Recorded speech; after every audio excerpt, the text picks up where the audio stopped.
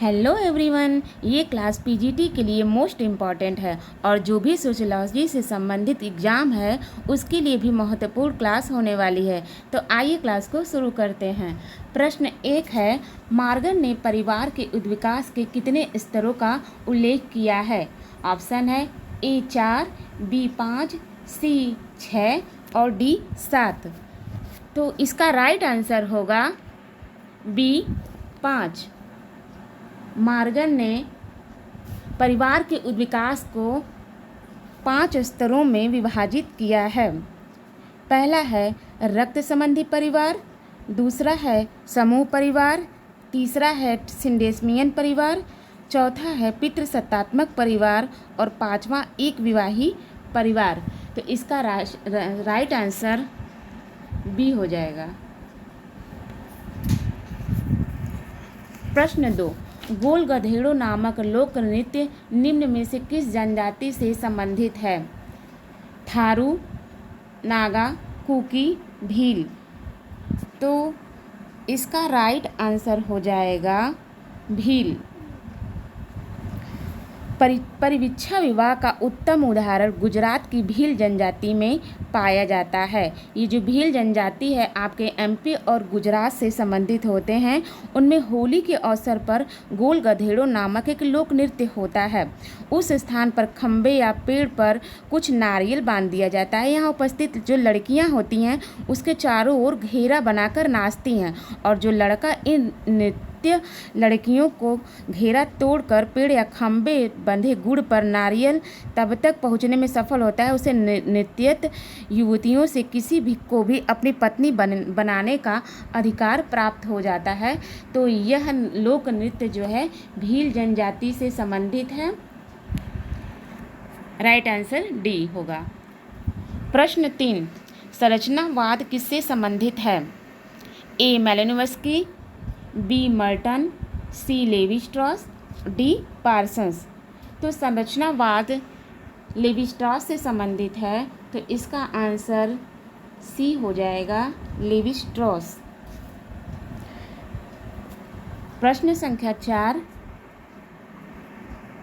धर्म जनता के लिए अफीम है, यह किसने कहा है? A Max Weber, B Kingsley Davis, C Karl Marx, D Durkheim. धर्म जनता के लिए अफीम है, ये कोटेशन कार्ल मार्क्स का है। उन्होंने कहा कि ये जो धर्म है वो जनता के ऊपर अफीम का कार्य करता है। धर्म मानव व उसके कर्मों का संबंध अलौकिक शक्ति से स्थापित करता है। धर्म प्रत्येक वस्तु व घटना का प्रणेता ईश्वर को बताकर मानव को भाग्यवादी बना देता है। भाग्यवादिता व्यक्तिगत व सामाजिक प्रगति में बाधक होती है। इस वजह से कार्ल मार्क्स ने जो धर्म है उसको जनता के लिए अफीम कहा है। तो इसका राइट आंसर सी हो जाएगा, कार्ल मार्क्स।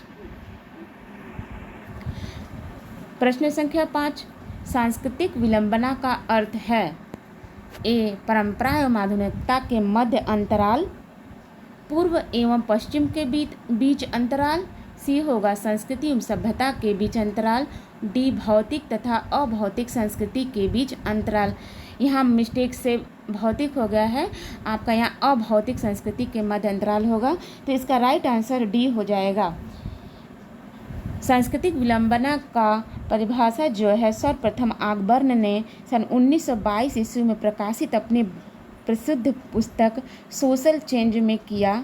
अकबर ने संस्कृति के 2 पक्षों की चर्चा की है, पहला भौतिक, दूसरा अभौतिक।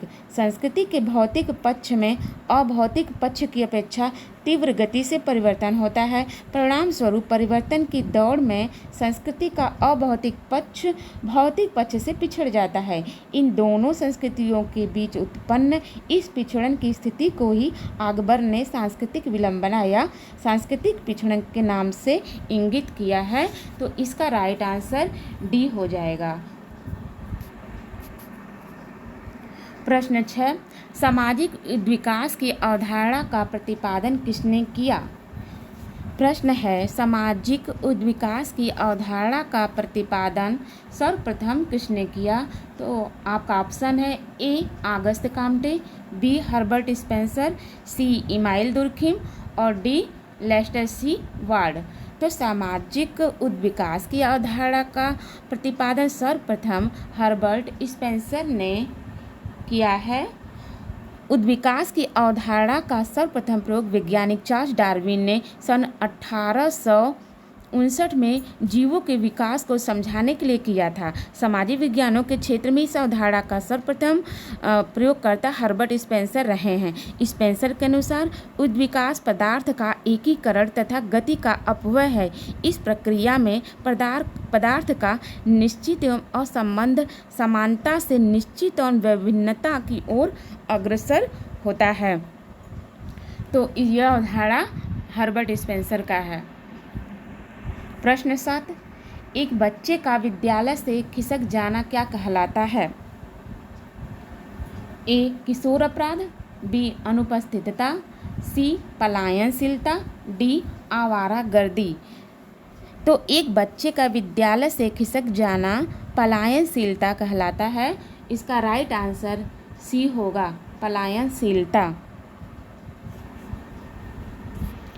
प्रश्न 8, व्यक्ति के वर्ग का निर्धारण होता है उसकी किसके द्वारा? ऑप्शन ए आपके सामने है। ए उसकी व्यवसाय द्वारा, बी उसके जन्म के द्वारा, सी उसकी जाति के द्वारा या डी उसकी सामाजिक स्थिति के द्वारा। तो व्यक्ति के वर्ग का निर्धारण उसके व्यवसाय द्वारा होता है। तो इसका राइट आंसर हो जाएगा उसकी व्यवसाय के द्वारा। आनुवांशिक विशेषताओं के अतिरिक्त किसी भी अन्य आधार पर एक दूसरे से विभक्त समूह को वर्ग कहते हैं और एक वर्ग कुछ समान विशेषताओं तथा समान सामाजिक आर्थिक परिस्थिति, जीवन शैली एवं स्तर आदि लिए होता है। तो इसका एक्सप्लेन हमने बताया है कि व्यक्ति का जो होता है वर्ग का निर्धारण उसके स्वयं द्वारा अर्जित कार्यों के द्वारा होता है। इसमें राइट आंसर हो जाएगा उसके व्यवसाय के द्वारा।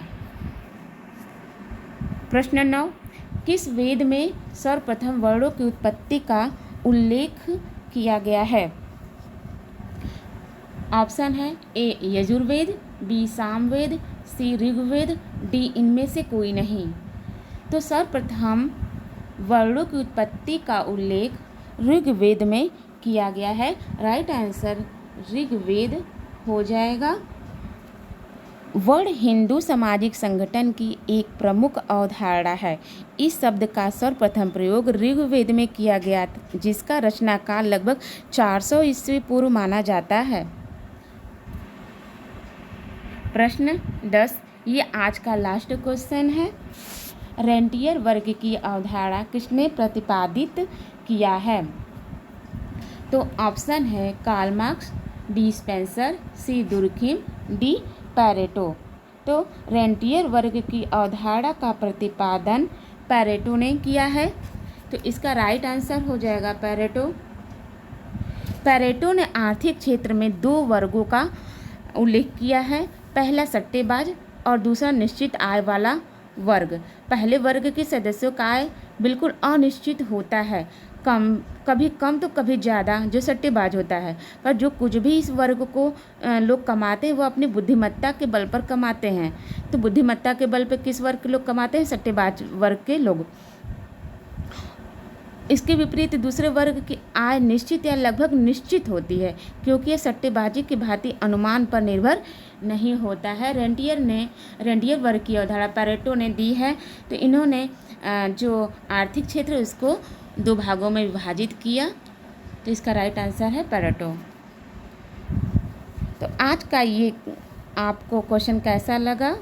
अगर अच्छा लगा हो तो चैनल को प्लीज़ सब्सक्राइब कर लीजिएगा और वीडियो को लाइक ज़रूर करिएगा। मिलते हैं नेक्स्ट वीडियो में, तब तक के लिए बाय, गुड नाइट।